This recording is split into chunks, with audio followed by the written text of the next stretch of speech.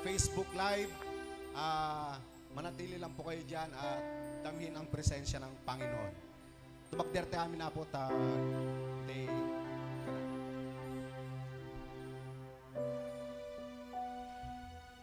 Heavenly Father, we come before you with a humble heart. Lord, maminsan pa'y natipon-tipon kami maningan na Lord, tungkay kami agdaydayaw kanyam.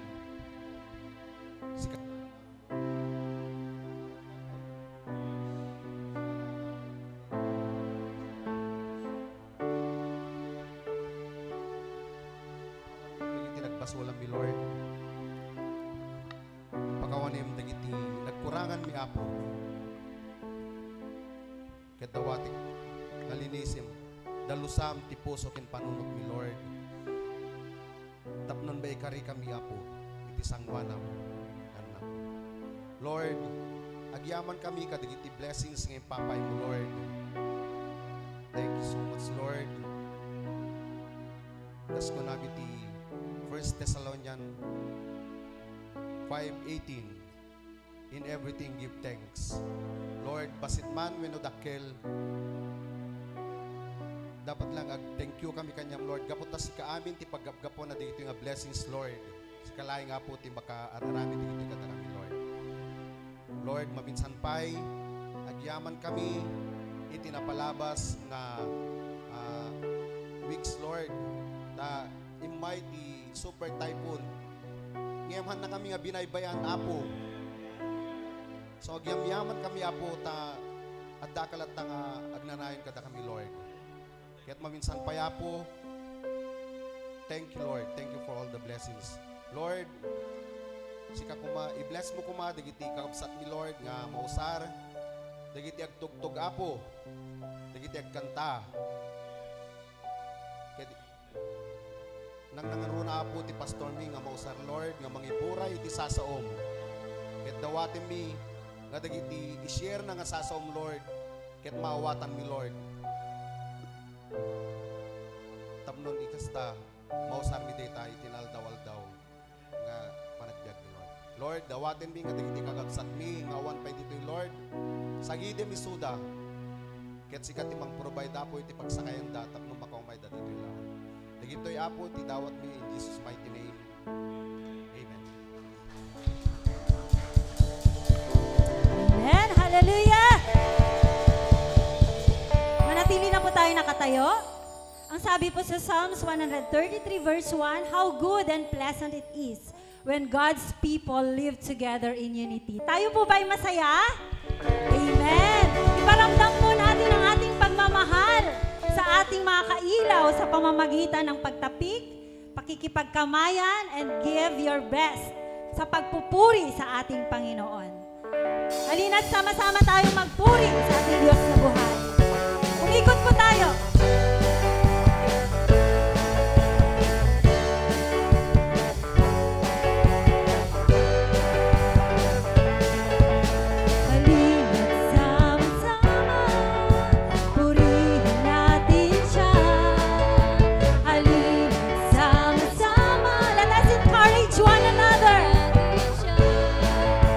Ipalapak ang iyong kamay, itaas at ito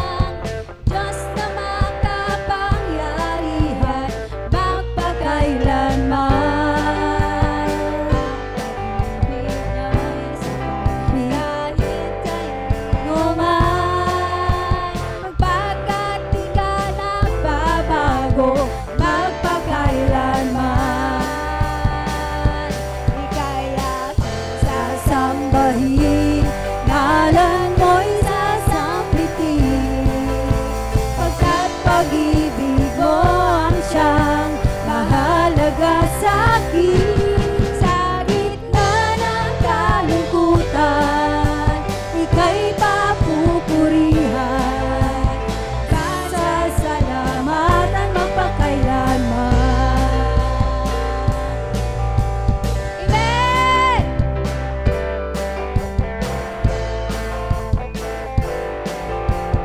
Pagtutulit, pagsamba, tanging sa'yo lamang, Diyos na makapangyarihan, magpakailanman. Pag-ibig mo'y sa kanino man, pagkat di ka nagbabago, magpakailanman. Kaya ating sasambahin, sambahin, ngalan mo'y sasambitin. Pagkat pag-ibig mo ang siyang mahalaga sa akin. Sa gitna ng kalungkutan, ika'y papupurihan, kasasalamatan magpakailanman. Kaya aking sasambahin, ngalan mo'y sasambitin. Pagkat pag-ibig mo ang siyang mahalaga sa akin.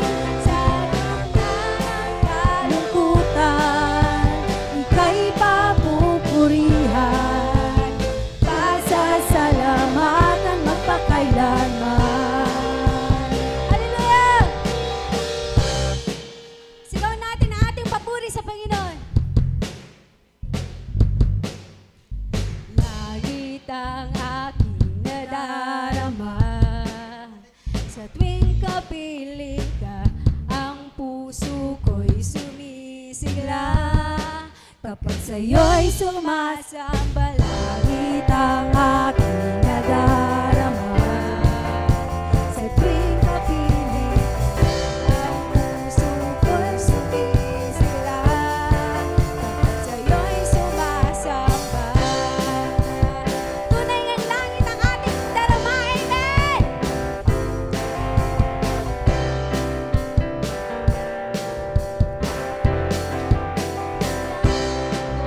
Ay pag-ibig mo, O Diyos sa buhay ko, ang kagalakan mo'y kalakasan ko. Ikaw ang nais ko, ikaw lamang ang pupurihin. Ang pangalan mo'y dadakilain, wala na sa'yong maihangin. Ang iyong tingin. Langit ang aking nadarama, sa tuwing kapiling ka, ang puso ko'y sumisigla. Kapag sa'yo'y sumasamba, langit ang aking nadarama, sa tuwing kapiling ka, ang puso ko'y sumisigla. Kapag sa'yo'y sumasamba,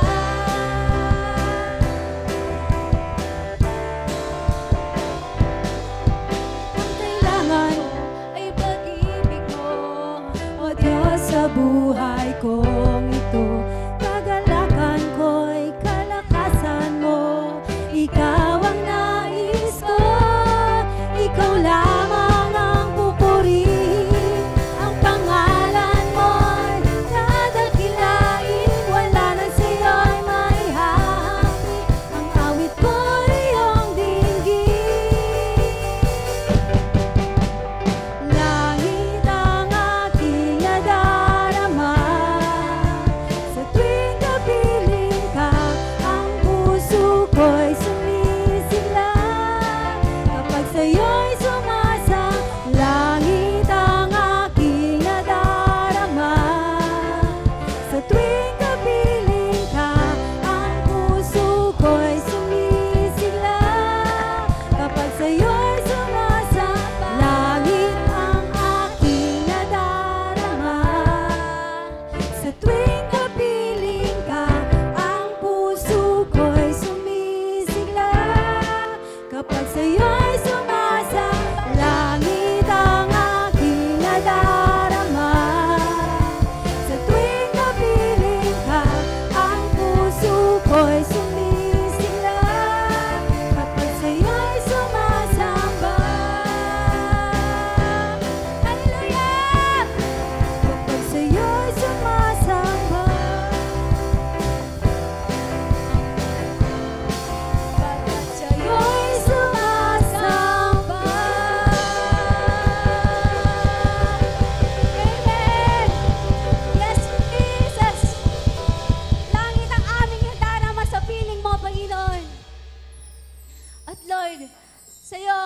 kapayapaan, Panginoon. Sa'yo namin naramdaman ang kapayapaan, ang kagalakan, Lord God. Yes, Jesus.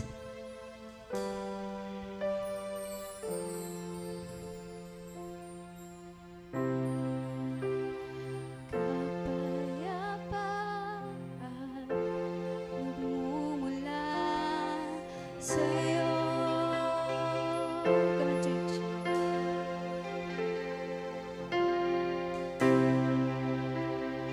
Kaligayahan nakamit sa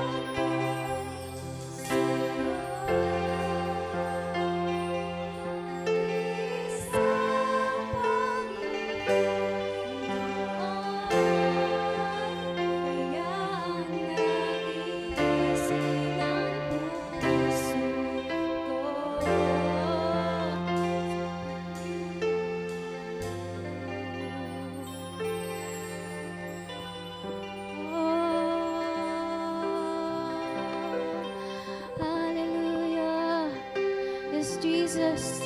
Wala na kaming hahanapin pa, Lord God, sa pag-ibig mo, Lord God. Dahil sa pagtanggap mo sa amin, Panginoon, sa kabila na ng aming mga kasalanan, Lord. At eto kami ngayon, Lord God, na kung magkaroon man po kami ng libo-libong buhay, Lord, sa'yo po namin ibibigay, Panginoon. Sa'yo po namin ibibigay ang aming buhay, Lord. Hallelujah. Yes, Jesus.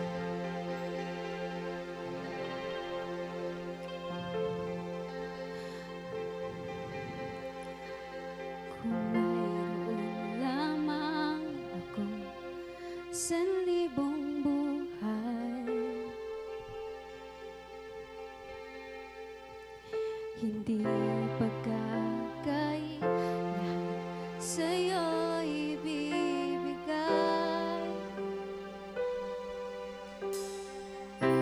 Gayon pa man sa'kin, nag-iisang taglay, ilalaan bawat saglit upang ibigin ka nang walang humpay.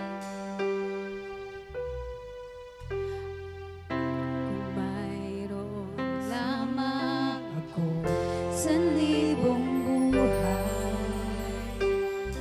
hindi pagkakait lahat sa'yo ibibigay. Gayon pa man sa'kin, nag-iisang taglay, ilalaan bawat saglit upang ibigin ka nang walang humpay. Kaya ng dagat na hindi napapagal sa pag-alon, ang puso ko ay sa'yo magmamahal. Sa habang panahon, natatanging kayamanan ko, ikaw ang sambahin. Tapat sakay iyong hingin, kalakip ng awitin. Oh,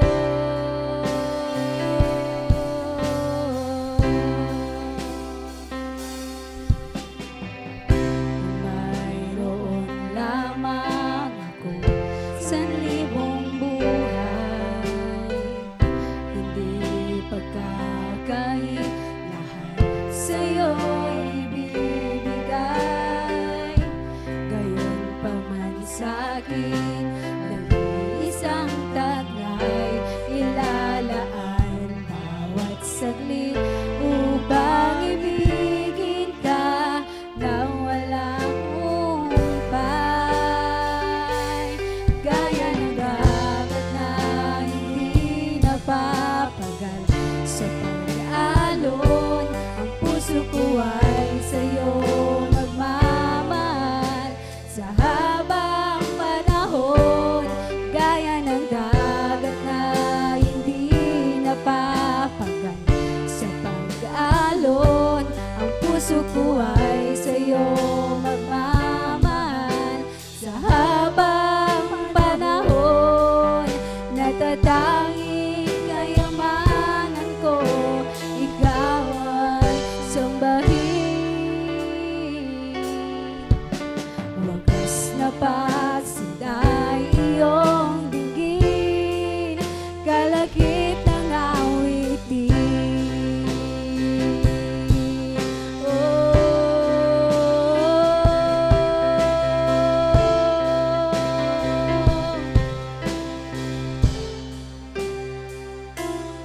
Kaya ng dagat na hindi napapagal sa pag-alon, ang puso ko ay sa'yo magmamahal. Sa habang panahon, yes, Jesus. Pakinggan mo, Panginoon, ang iyong mga anak, Lord. Gaya ng dagat, Lord God, kami magmamahal sa'yo, Lord. Wagas na pagsintay iyong dinggin,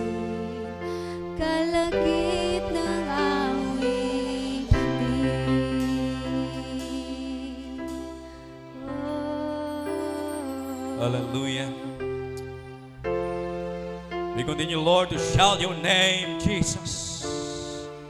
Salamat, Panginoon.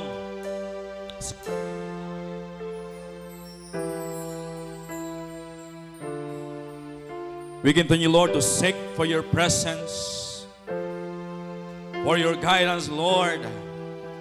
And we speak your Lordship over this place. Pagpalain mo, Panginoon, ang lahat ng iyong mga anak.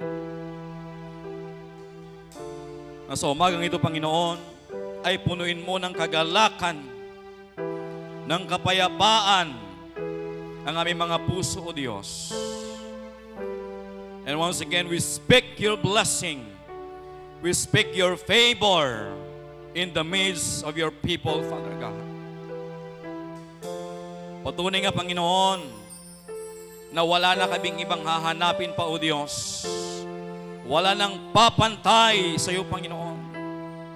And this very morning, Father God, wala kaming ibang nais, kundi maranasan, Panginoon, ang iyong presensya.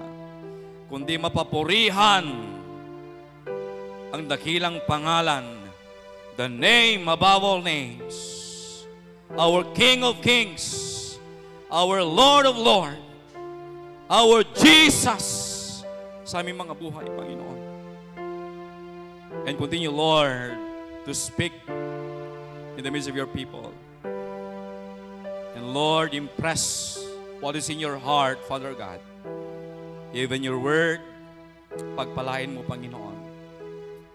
Pagpalain mo ang iyong mga anak sa umagang ito, na hindi kami aalis, Panginoon, hindi kami uuwi, na hindi namin dala-dala, Panginoon, ang pagpapala mo sa aming mga buhay. Ito ang aming samot dalangin sa pangalan ni Jesus. Amen and amen.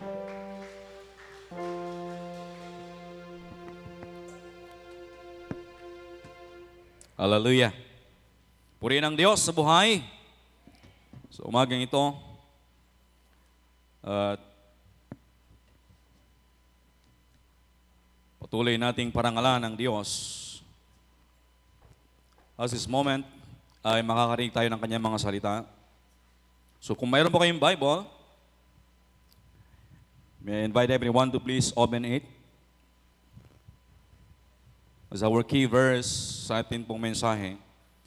In the book of Romans, chapter 12, verse 1 and 2. As Paul says, therefore I urge you, brothers and sisters, in view of God's mercy, to offer your bodies as a living sacrifice, holy and pleasing to God. This is your true and proper worship. Do not conform to the pattern of this world, but be transformed by the renewing of your mind. Then you will be able to test and approve what God's will is, His good, pleasing, and perfect will. Minsan ba dakilang Ama, ako po ay lumalapit sa iyong dakilang trono, O Diyos, bilang iyong abang lingkod upang magbabahagi ng iyong mga salita.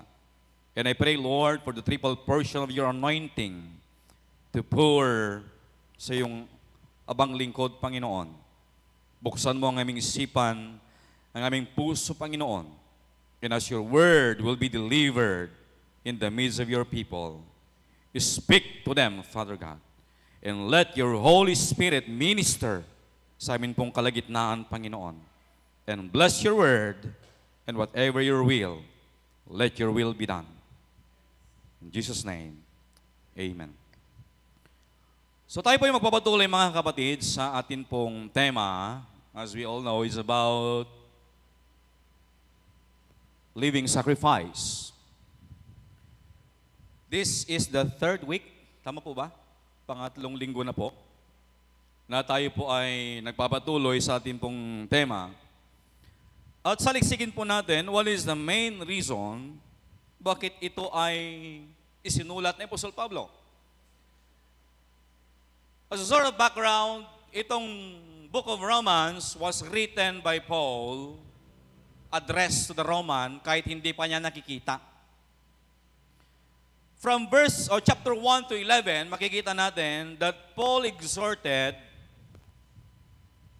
yung mga bagay na ninanais ng Diyos from chapter 1 to 11, nakita natin na iba yung approach ni Apostol Pablo sa mga believer sa Rome.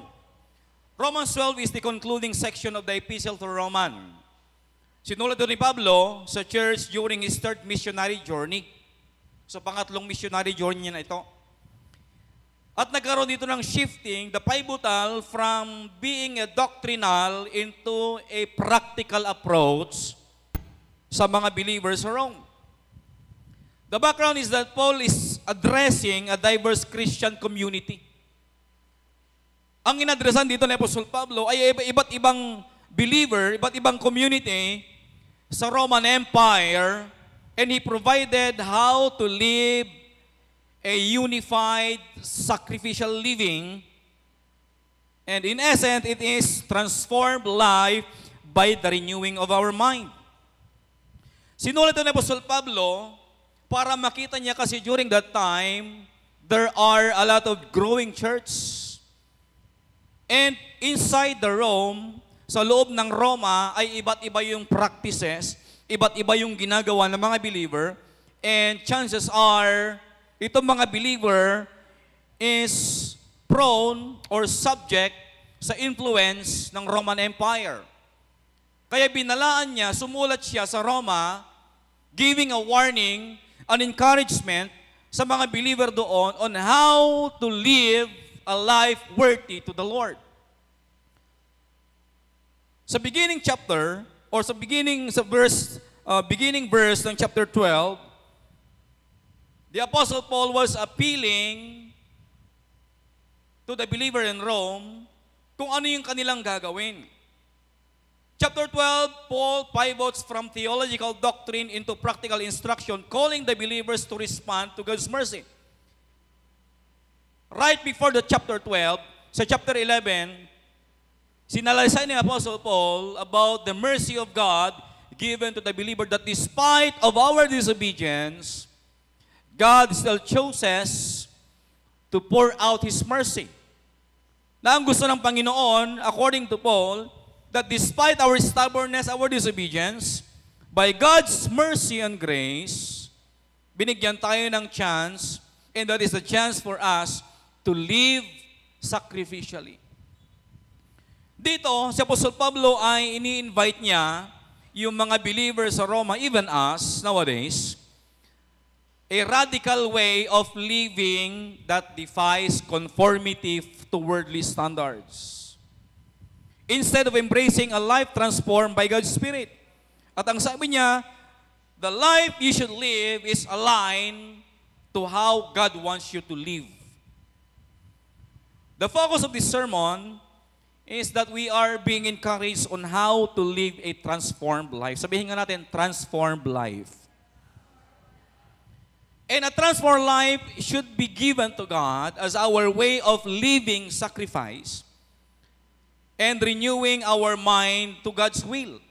The bigger picture of Romans chapter 12 is that through Paul, God is inviting us to live according to His will, living holy, quote unquote, and live sacrifices, aligning our will to God's will.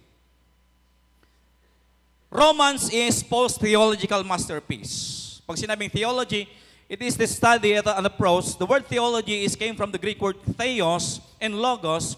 Theos means God, and logos is studying the Word of God, the doctrine of God.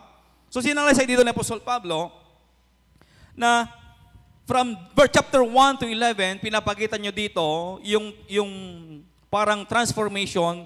Kung papansinin natin, sa chapter 7, ang sabi niya, magpapatuloy pa ba tayo magkakasala dahil hindi na tayo nabibilang o hindi na tayo kasali sa law ng Panginoon? Hindi.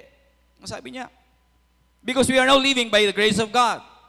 Chapter 12 marks a shift from the doctrine, practical living, starting with the call to present our bodies as a living sacrifice. What does it mean to live sacrificially? Halimbawa, mayroong isang athlete. Parang mayroong sinabi, nilagay si Sister John, ano yun? An athlete. The notion or the concept of sacrifice is giving your all kung saan ka nilalagay. Pag sinabing living sacrifice, you need to set aside your personal interests, set aside yung mga distraction, yung mga obstruction, only for you to focus on a certain thing. In essence, pag sinabing living sacrifice, it needs a full, life-altering devotion to God. Na ang nais ng Diyos, kapag ka sinasabi nating living sacrifice, it is to live in sacrifice.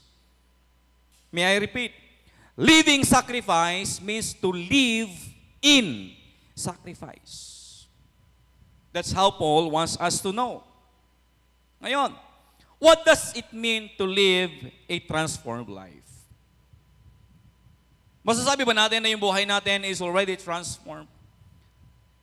Right now, right this very moment, in the eyes of God, masasabi mo ba that you are now living a transformed life? What does it mean, a transformed life? Ano ba ang transformed life?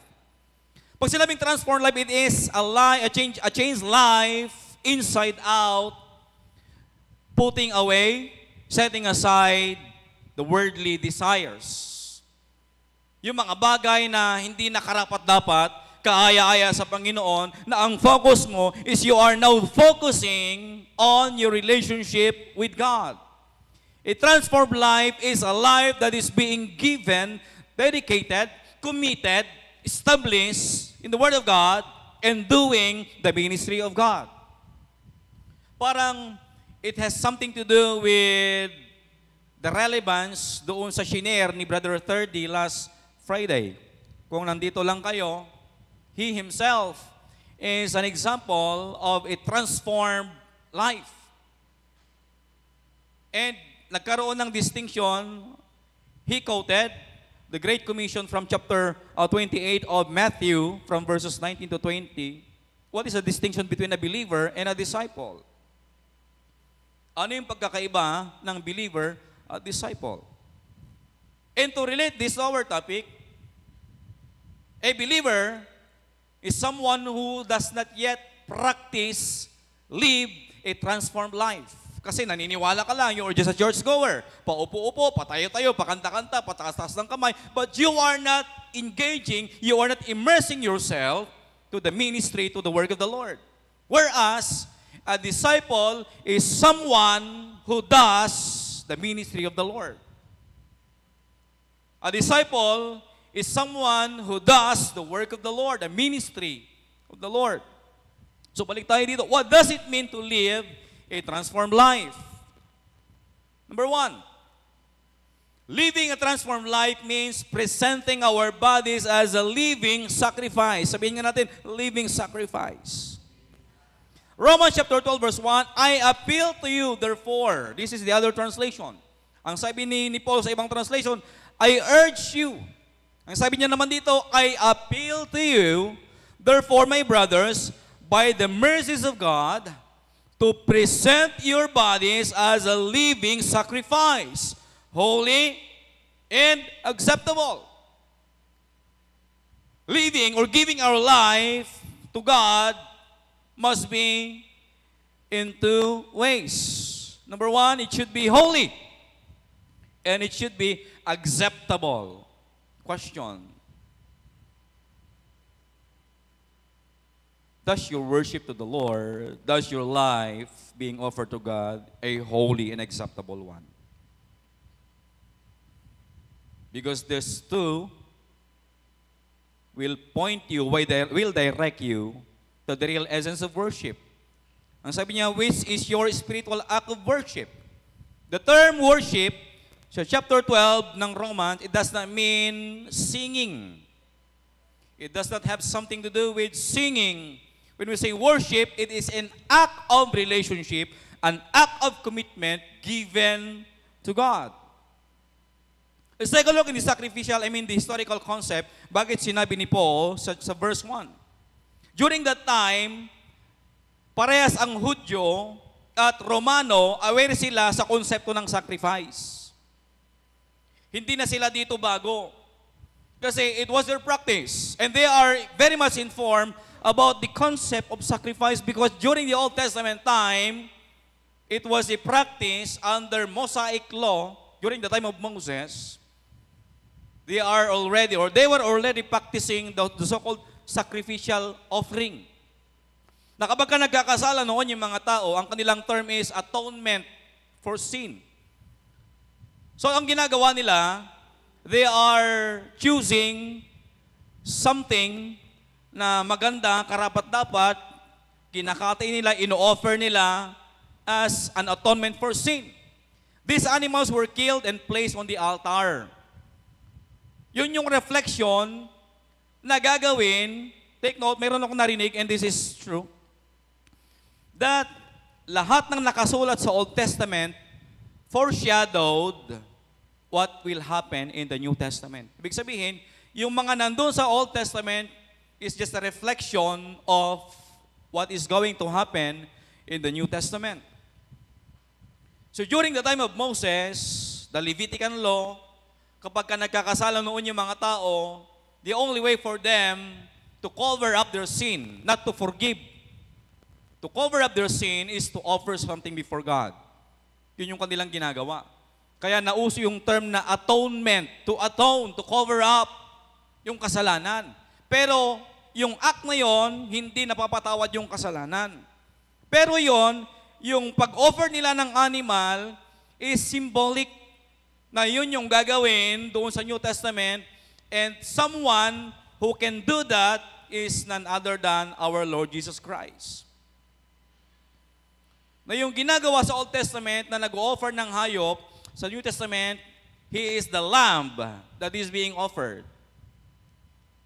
Siya yung tupa na hinain para sa mga kasalanan.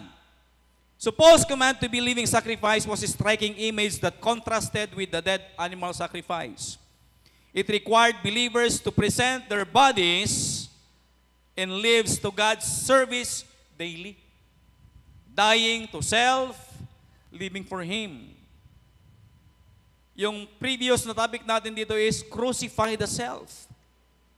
We need to die for ourselves. So kung papansinin natin, sinimulan ni Apostol Pablo sa Romans chapter 12, the term appeal or urge. And I happen to see in the Greek word parakulo, the Greek word parakulo, meaning it is a strong, heartfelt call to action. Call to action. Ibig sabihin, it is an action word na mayroon ko dapat gagawin. So Paul was appealing, he is encouraging mga kapatid, alang-alang, sabi niya, alang-alang sa dakilang habag ng Diyos. Ang sabi ni Pablo, it is a strong, heartfelt call. Dahil tayo ay binigyan ng Diyos ng awa, ng kanyang biyaya, para muli ay lumapit, bumalik ang ating relasyon sa Kanya. Romans chapter 11, verse 30 to 32, sinasabi dito, noon kayong mga hentil ay hindi sumusunod sa Diyos, ngunit ngayon, kayo ay tumanggap ng habag ng Diyos nang sumaway ang mga Hudyo. Kuna na. For just you were at one time disobedient to God, but now have received mercy because of their disobedience. Verse 31, so they too have been disobedient in order that by mercy shown to you, they also may now receive mercy. Gayon din naman, dahil sa abag ng Diyos sa inyong naranasan, sinusuway naman ngayon ng mga Hudyo ang Diyos, nang sa gayoy maranasan din nila ang kanyang habag. Sabagat hinayaan ng Diyos na maalipin sa pagsuway ang lahat ng tao upang maipadama niya sa kanila ang kanyang habag. There is a big question about God letting Adam and Eve fall into temptation. Marami nagque-question, even my students. Ang sabi nila, Sir, kung alam ng Diyos na magkakasala si Adan at si Eva, bakit hinayaan niya? And here's my answer. Mayroon tayong tinatawag na two types of will. Yung permissive will, which is the will of God, the free will and the will of God. Ang na-execute someone or something that takes place in the Garden of Eden was the permissive will of God. Hinayaan niya na magkasala si Adan at si Eva para ipakita sa tao na tayo ay mahina. Na wala tayong kakayanan. Na false ang sinasabi ni Satanas, di ba? Nung lumapit sila doon sa garden, doon sa puno ng tree of knowing good and evil, kasi ang sabi ni Satanas, through the serpent, magiging katulad kayo ng Diyos, hindi kayo mamamatay. So that was a false.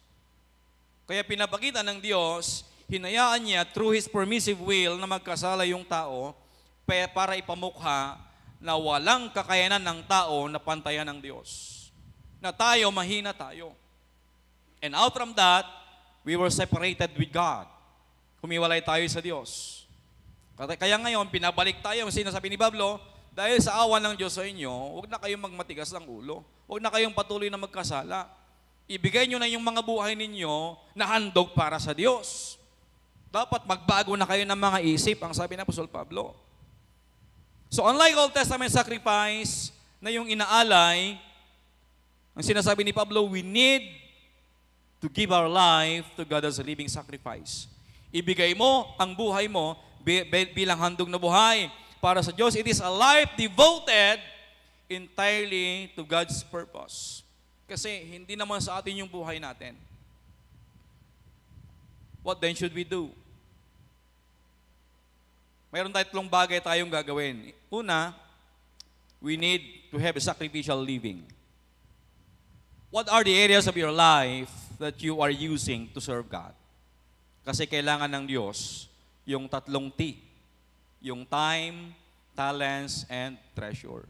Are you giving your time to God? Living sacrifice means giving your time to God. Living sacrifice means giving your talent before God. Giving your treasure before God. You are being useful in the ministry of the Lord. You are being useful for the glory of the Lord.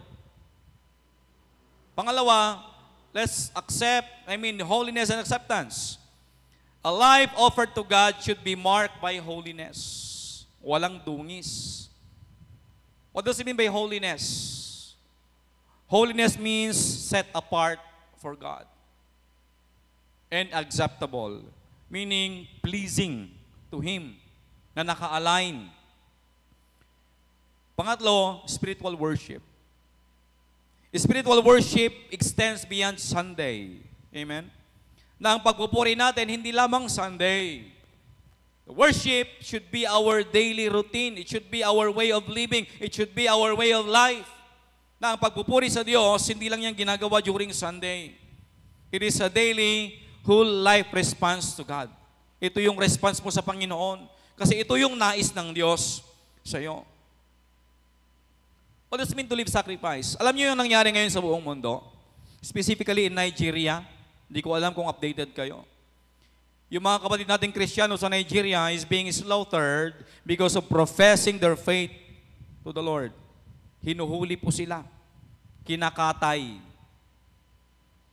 And we are blessed kasi hindi pa nangyayari sa atin. But there will come a time, mga minamahal na kapatid, na kung ano yun nangyayari sa isang bansa, mangyayari yan sa buong mundo. Kaya mag-ready po tayo. It's time for us to give our life before God. Pangalawa, a transformed life means refusing conformity to the world. Ang sabi ni Apostle Paul, do not conform. Sabihin nga natin, do not conform. Sa Tagalog, huwag kang makiayon. Sino sa atin ang mahilig makiuso?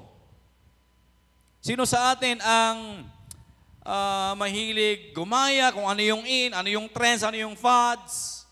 Ano? As a Christian, we can make a difference by not conforming to the pattern of this world. Do not be conformed to this world. This phrase addressed to the social and cultural pressure doon sa Rome. Bakit? Kasi doon sa Roma, prevalent ang idolatry. Sa Roma, laganap ang immorality. Sa Roma, usong-uso ang self-serving behavior. Kaya sinasabi ni Pablo, ang kausap niya dito mga believer, for them to know na hindi nila kailangang makiayon, hindi nila kailangang gumaya, tumulad sa ano yung practice sa kanilang paligid. Same with us, mga kapatid. Hindi ibig sabihin, napapalibutan tayo ng iba't ibang uso, gumaya na rin tayo. We need to make a difference, mga minamahal. So kung bawansinin natin dito, si Apostol Pablo has contrasting the world standard to God's call to holiness. Yung term na world refers to the world system. Mga minamahal, palala ng palala ang mga nangyari sa mundo. Pahirap ng pahirap, palala ng palala, at hindi natin kayang kontrolin yan. But there's only one thing we should do. Dapat kakaiba ang mga anak ng Diyos na hindi nakikiayon. The word conform is taken from the Greek word seskematizo. Pag sinabing seskematizo, sinasuggest ito yung tinatawag na external shaping, the transformation. Believers are warned not to be molded by external influence. Hindi ibig sabihin, lahat ba tayo may Facebook na? Lahat ba nakikigaya kung ano yung meron sa Facebook? Sino sa inyong mahilig na mag-post lang everyday? Ang kanyang term ay mga kasisi. Sino sa inyo ang kasisi?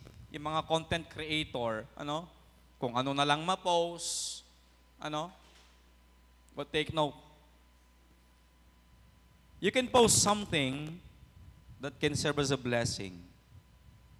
Imbes na mag-post ka ng mga sentiment mo sa gobyerno, problema mo sa pamilya mo, problema mo sa kapitbahay mo, why not make it positive? Mag-post ka ng mga Bible verse. Mag-share ka ng mga post na nakaka-encourage. Diba? It's worth it. Kaysa naman mag-post ka ng kung ano-ano. Diba? Believers are one not to molded by external influence that lead away from God's truth. Kasi ang mundo mapanglinlang. Ang mundo, maraming mga bagay dyan na tayo malilinlang. At alam nyo ba na ginagamit ngayon ni Satanas ang cellphone? Just to get majority of your time. Ako mismo, I am a victim of this. Kasi minsan, mas inuun ang cellphone. So it's very challenging. Mahirap mamuhay na sinasabi natin, I am living sacrificially before the Lord, pero wala naman tayong ginagawang action. So what should we do? Number one, we need to identify worldly patterns. Ano ba yung mga worldly patterns? Especially yung mga kasama kong minister. Do not conform means huwag kang makiayon. Lalo sa pakikipagsayaw. Sino sa inyo nakikipagsayaw sa budaan? Hello? That's conformity. That's conformity, mga kapatid. We should identify worldly patterns. Pangalawa, we should take a stand. Na kung ano yung pinaniniwalaan mo, ano yung sinasabi ng Biblia, anong ninanais ng Diyos na gawin mo, you need to take a stand. We need to reflect on our godly values. At kapag ka nag-decide tayo, it should be based on the scripture, not based on emotion. Amen? Pag nag-decide ka, dapat scripturally based, hindi emotionally based. Stand firm in faith amid societal pressures. One of the example of this is the life of Daniel. Di ba alam naman natin yung story ni Daniel? Noong unang natrap, unang nahuli yung kanyang mga kaibigan. Sino yung tatlong kaibigan ni Daniel? Si Meshach, Shadrach, Abednego. Nung inutusan sila ng hari na magpatira pa at sambahin yung kanyang pinut up na image. But Daniel has a strong faith, hindi siya nakiayon. Ibinigay niya yung buhay niya sa Panginoon. Pinatunayan niya na ang Diyos ang kanilang sinasamba. Sa atin mga kapatid, what can you do to prove your real, genuine faith before God? Are you willing to die and give your life for the Lord? Willing po ba kayong isacrifice yung buhay ninyo para sa pananampalataya ninyo? Hindi na lang po Nigeria ang delikado na pasukin ng gospel, even China. China now, pinipersecute na po yung mga Christian doon. Kinuhuli na po yung mga nag-gather. Sabi ko nga, we are very much privileged. Bakit? Malaya pa yung oras po natin na magpuri sa Diyos, na mag-gather, na mag-fellowship, na mag-encounter. Pagdating ng panahon, wala na pong ganito, limited na po ang oras natin. At hahanap-hanapin mo yon. Pero yung mga sanay, syempre, yung mga sanay na hindi na uma-attend, syempre, you are used to it. Ano po? So, take a look on the life of Daniel. Siya po ay nagpatira pa, siya po ay sumumpa sa Diyos na hindi niya ipagpapalit ang kanyang pananampalataya dahil sinabi ng hari. But sometimes, ito yung mangyayari. There will come a time, mga kapatid, this is a prophecy. The Antichrist will soon rise and reign. At ang kanyang i-establish is the one world religion. Pagdating ng araw na yan, lahat will be forced to submit and worship to the Antichrist. At dyan na po magsisimula ang Great Tribulation na marami pong maghihirap. And we should prepare for that, mga minamahal na kapatid. Pangatlo, a transformed life means being transformed by the renewing of the mind. Ano kayong ibig sabihin ng Apostol Pablo dito? Be transformed by the renewal of your mind. This word implies complete and radical inner change. Alam niyo yung term na metamorpho? The Greek word metamorpho. Doon pala kinuha yung term na metamorphosis. May transformation, parang yung paru-paro. Diba? Pag sinabing renewed mind, is already transformed inside out. Transformation occurs as believers allowing God's Word and the Holy Spirit to renew your thoughts. Kung nandito ka, no, palubusam ti Diyos, nga pabaruan na iti wagas, iti panagpanpanunot mo, di ugalim. Dito, tinuturo ng Apostol Pablo, that a transformed mind results in a life that progressively, take note, progressively, reflects God's character. Kasi ang naisin ng Diyos, according to Apostle Paul, is to be Christ-likeness. Yan ang nais ng Panginoon. Maging katulad natin siya. So what should we do? For us to renew our mind, number one, we should have a daily renewal practice. Yung pagbabasa natin ng Biblia, yung pananalangin po natin, yung pagme-meditate po natin ng salita ng Diyos, yung pakikipag-fellowship po natin, ito yung mga bagay na nakakatulong sa atin para malaman natin ano ba yung nais ng Diyos sa atin. Because you cannot know the Word of God, the will of God, unless your mind is being renewed. Hindi mo malalaman ang nais ng Diyos, ang plano ng Diyos, kung hindi binabago ng Diyos ang iyong kaisipan. For example, mind renewal versus willpower. Ibig sabihin nito, transformation is coming not by total willpower, but by allowing God's Spirit and His Word to shape our thinking. God is good all the time. Alam niyo ba na may story behind that phrase? God is good all the time. All the time God is good. May isang servant sa isang palasyo na mayroong napakabagsik na hari. At ang bukang bibig ng servant na ito ay God is good all the time God is good. Minsan lumabas sila para mangaso. Sa kanilang pangangaso, nakahuli sila, napakadami. Ang sabi ng servant, God is good all the time. All the time, God is good. Ang sabi ng hari, salamat naman. Nung uwi sila, nag-celebrate sila. Nung next na lumabas sila, naiwan yung servant. Hindi na isinama. Sa pangangaso nila, nataga ng hari yung kanyang kamay. Naputol yung isang daliri. Wala silang nahuli. Pag uwi nila sa palasyo, nakita nung servant yung hari na malungkot at galit na galit. At isa pa, putol yung kanyang daliri. Ang sabi ng servant, God is good all the time. All the time, God is good. Nagalit ngayon yung hari. Sabi niya, bakit mo sasabihin na God is good all the time? All the time, God is good. Wala kaming huli. So dahil sa galit ng hari, ipinakulong niya yung servant. Nung dinala sa kulungan yung servant, ang sabi niya pa rin, God is good all the time. All the time, God is good. Tapos lumabas ulit sila.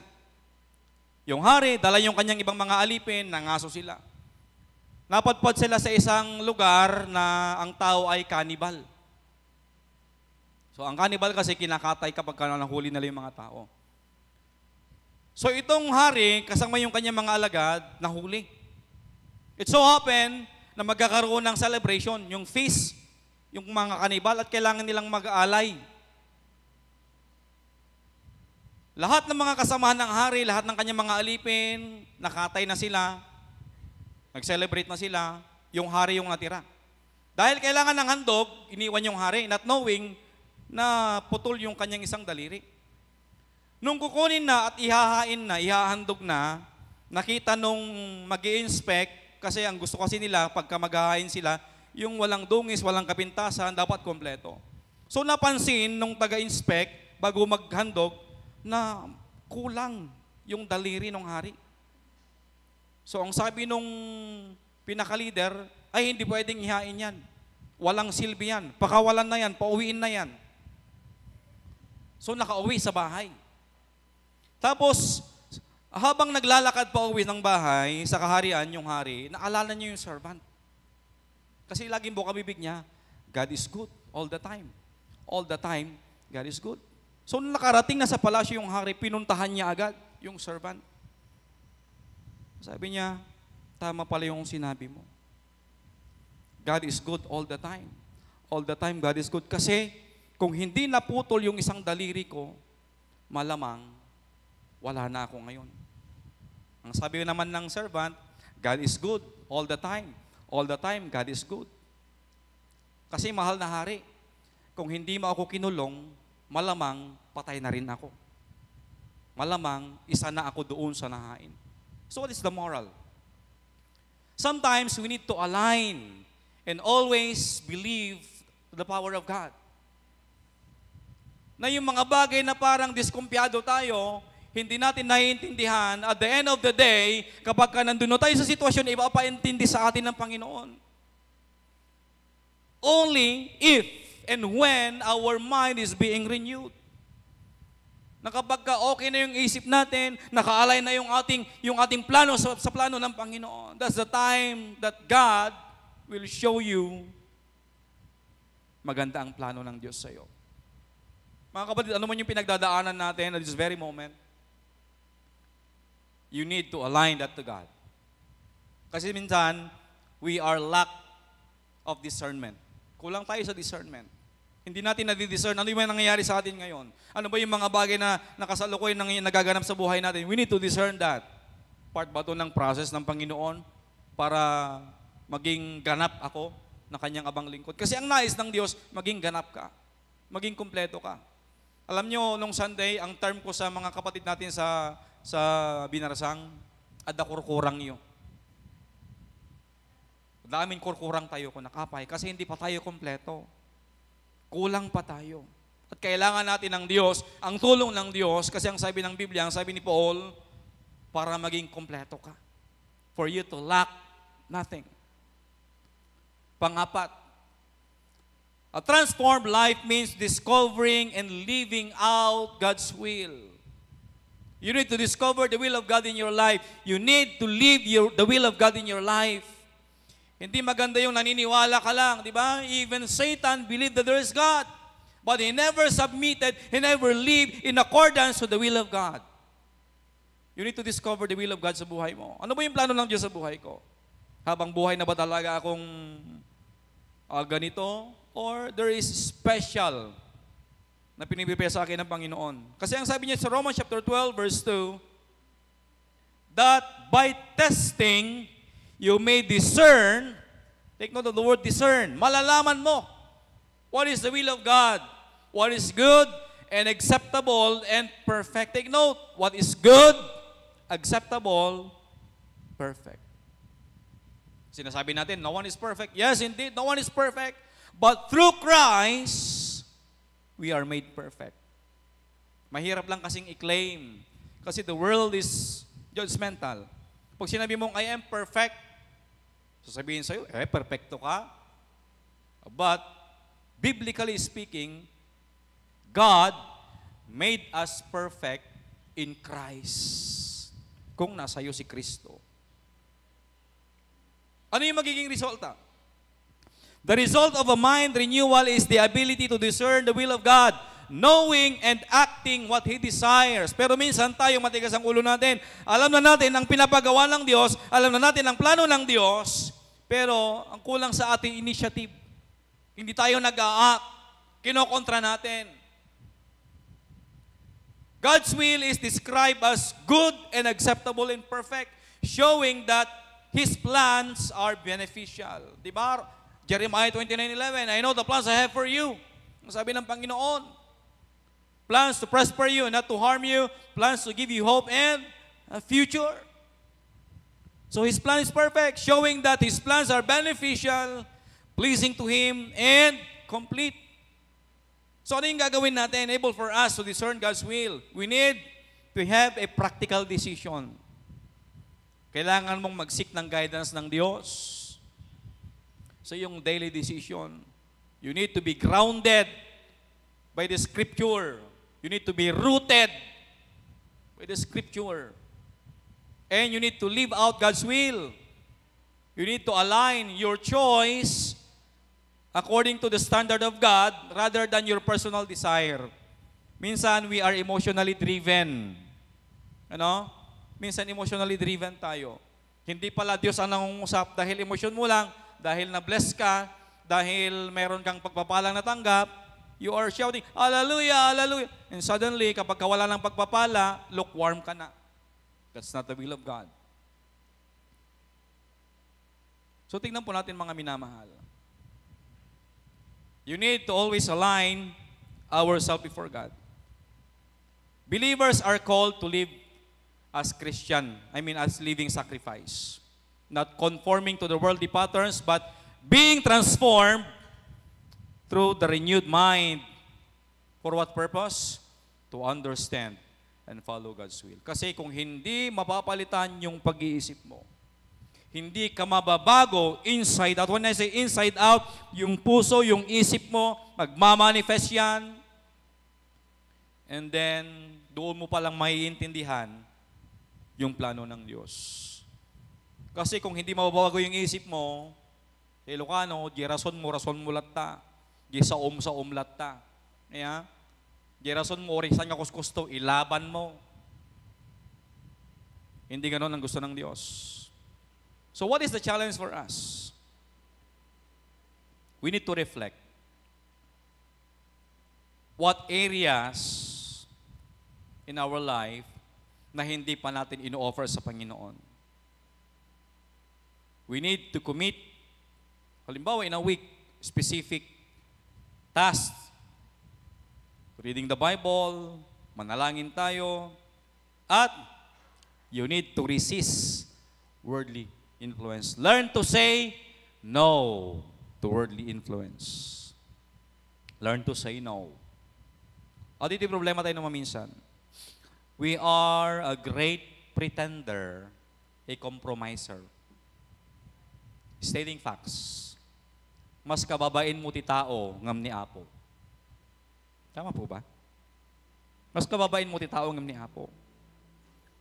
Kas pangarigan na da bisitam, naira na ti Domingo, hang ka na pa nagkapilya, apay tiraso mo, mabain na kadagamin bisita. So ti kabain mo, tao. O kaya, in a circle of friends, inawis na ka, ore nga kahit giriknam, napilitan ka, gamin, mabain ka. Hindi po ganun ang nais ng Diyos. Mas adada ko mga kabain tayo, ni Apo Diyos, ngayon ti tao. Ganito kasi tayo. Kasi, di mindset tayo, no hantay pinagbigyan ida, kagura da tayo ito. Anong mas pipiliin mo? Awis ti barkada, guyod ti lubong, wino di pagayatan ni Apo. Ephesians chapter 5 verse 10, kuna natin Ilocano, kanayon nga biruken nyo, ti pagragsakan ti Apo. I repeat. Ephesians 5 verse 10, kanayon nga biruken nyo, ti pagragsakan ti Apo. I mean, mabiru kam laing ti pagragsakan ti Apo, i-connect natin sa Romans 12, 1 and 2, let your mind be transformed. Let your mind be transformed, mga kapatid. And that's how to live sacrifice. A living sacrifice means living a transformed life offered to God. Tayo ay manalangin. Hallelujah. Pinupuri ka namin, O Diyos, sa umagang ito. Agyaman kami, kadigdisa sa O Diyos, ng kaming nangigan. Agyaman kami, iti maminsan pa, ket pinalagipan na kami. Iti umiso, kinrumbeng nga aramidan mi, O Diyos. Itultuloy mi nga rod, iti agkamatalagkan ka. Agrukbab kami ken ka, Father God. Ipakumbabami, iti biyag mi ken ka. Taamumi, O Diyos, awan iti anyaman nga maaramidan mi. Our knowledge is not enough for us to cover up our self-righteousness. Nga naman minsan, O Diyos, ket agbalbalin kami nga self-righteous. Forgive us, Lord, for that stand. Ita nga kanito, Father God, ikararag ko. Itultuloy mo kadi, O Diyos, nga sagidan iti puso dagiti nga anak mo. Nga dagiti sa O Diyos, nga naipalawag, nga naipalasat, O Diyos, sinagtatingaan. Ket tulungam isuda, O Diyos, nga manganag, nga mangawat, Father God, tatnon mapagbiyagan da. No maminsan, Father God, ket ado dagiti banag nga malipatan mi. Ado, O Diyos, dagiti banag mga makompromise, ket mabalbaliwan, O Diyos, sumayasi kami iti dalan. Ngimatoy kami, Father God, maminsan manan nga kumamangkan ka. Nga iyawat mi dito nga biyag mi ken ka, Father God. As Apostle Paul is urging us, Father God, to offer our life before you as a living sacrifice. Lord, here is our life. It's yours, Father God. Iturong na kami, O Diyos. Tulungan na kami. Nga mabaliwan, itiwagas ti panagpanunot mi.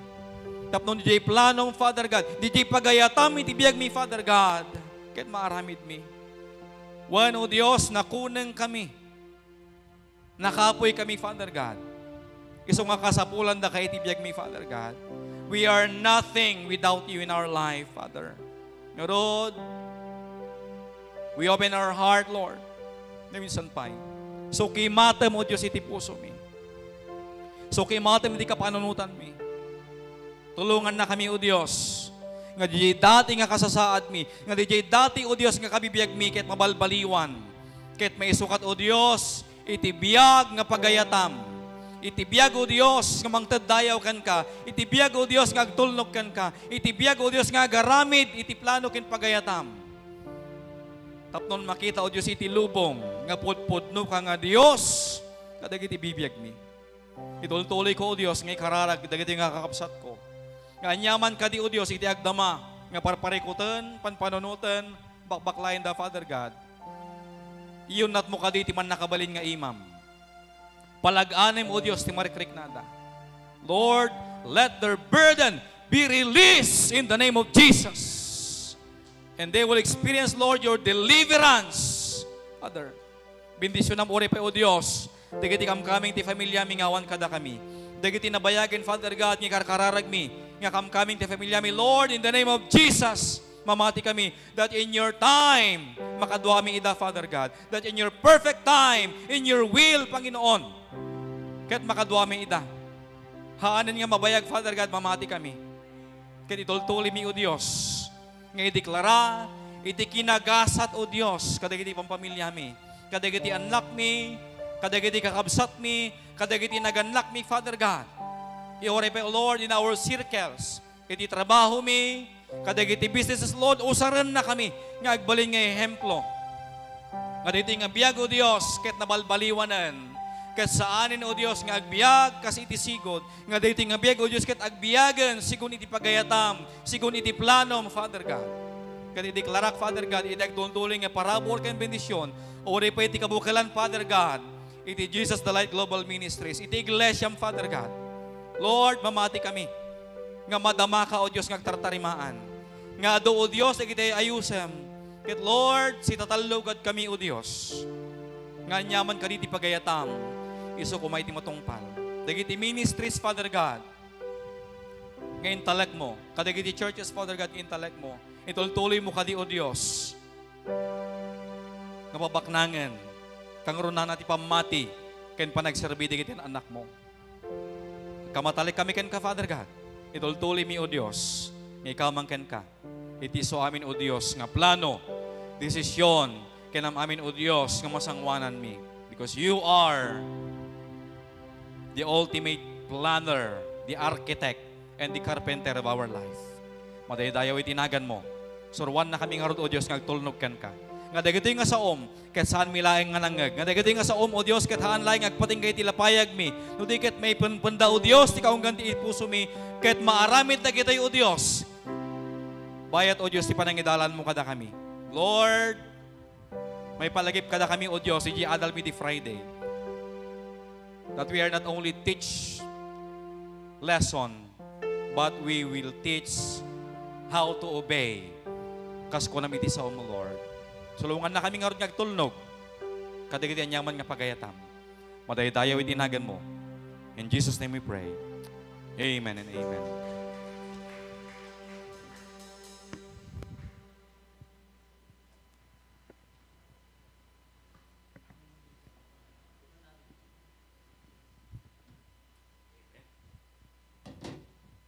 Amen. Hallelujah. Palakpakan natin muli ang ating Panginoon. Hallelujah. Salamat sa makapangyarihang salita ng Panginoon sa umagang ito sa pamamagitan ng ating mahal na pastor, Pastor June. Thank you very much, Pastor. This morning, ihanda natin ating mga kaloob. Magkakaroon tayo ng 2 basket siguro sa harap kasi ang Body of Christ ay nag-request ng support para doon sa Jesus Reigns, mga kailaw.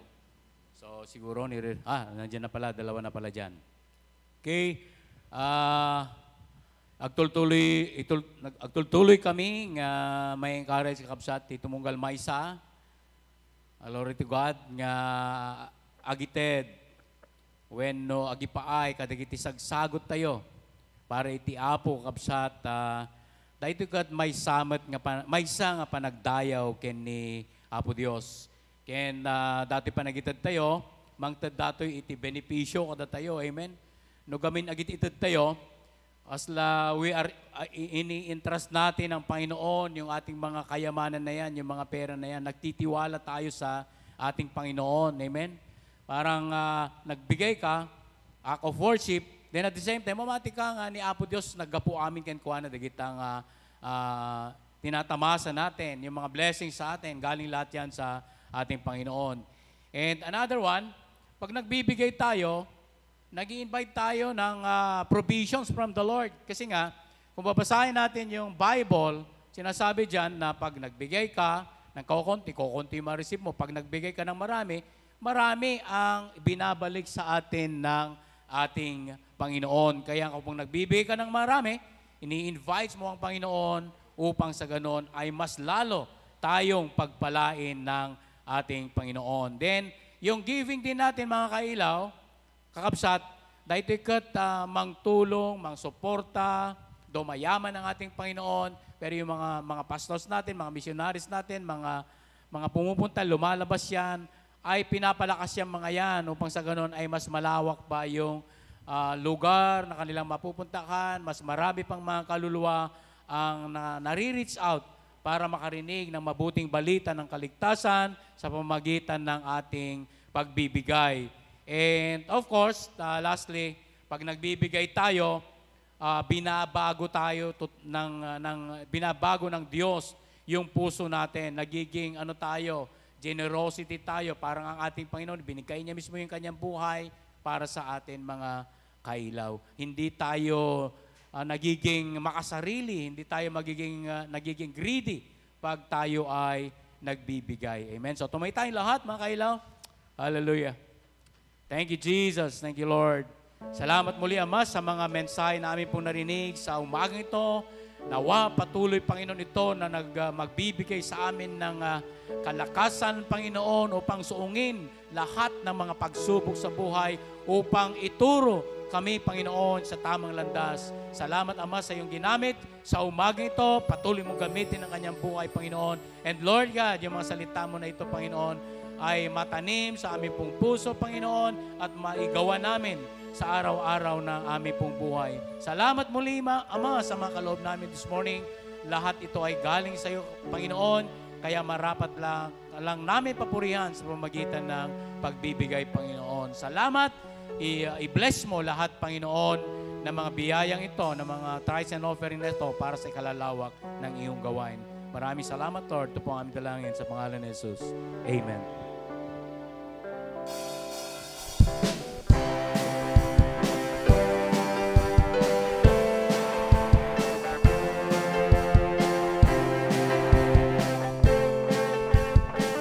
Kanan siguro yung yung GLCM. Jesus raise yung kaliwa.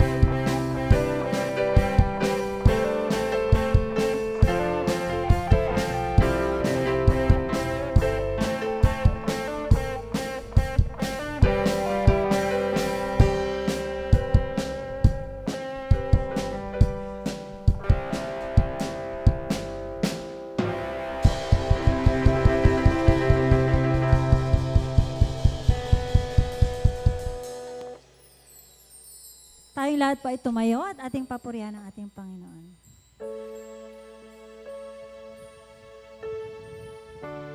Hallelujah. Muli ating damihin ang presensya ng Panginoon.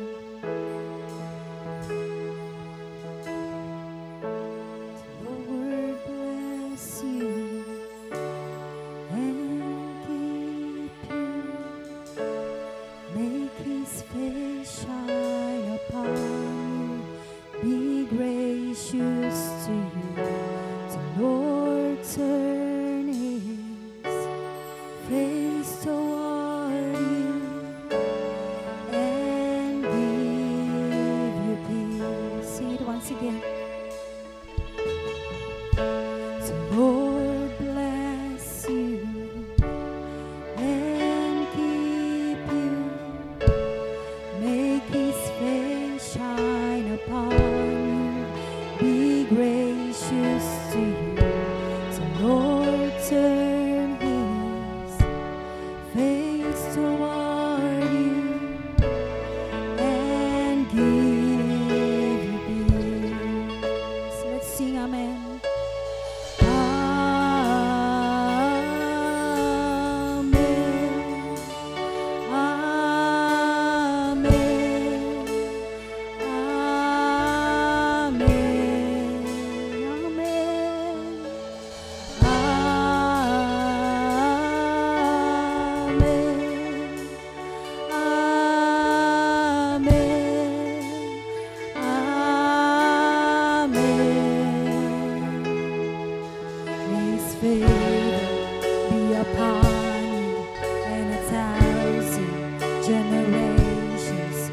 Your family and your children and their children and their children.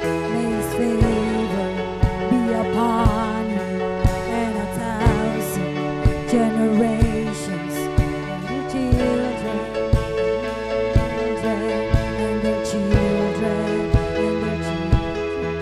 May His presence go before you and behind you and beside you, all around you and within you. He's with you, He's with you.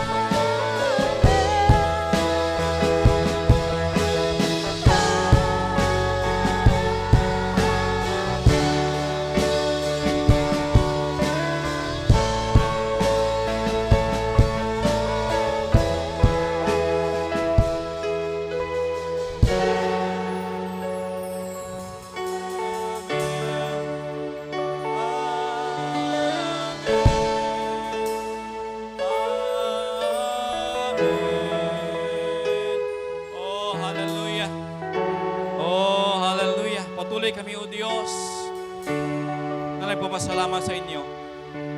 Salamat sa katagumpayan, Panginoon. Namin pong naranasan, namin pong naramdaman. And we thank you for your presence, O Lord, na namin pong naramdaman sa araw na ito. And may your presence continue, Lord, to be upon us. Ori pa, O Diyos, kadigiti sa aming trabaho, mi. Dalangin namin, Panginoon, ang iyong patuloy na gabay, pangunguna, Panginoon, sa amin pong mga gagawin as our work for this week will start. Gamitin mo kami, Panginoon, na pagpapala. Gamitin mo kami, Panginoon, na instrumento para ma-inspire, Panginoon, ang mga taong amin pong makakasalamuha. At patuloy namin, Panginoon, idinideklara ang mga pagpapala mo, ang lahat, Panginoon, ng nais mo sa buhay po namin. May the grace of the Lord Jesus Christ, the love of the Father, and the fellowship of the Holy Spirit be with us all, now and forever. Amen and amen. God bless us all. See you next week.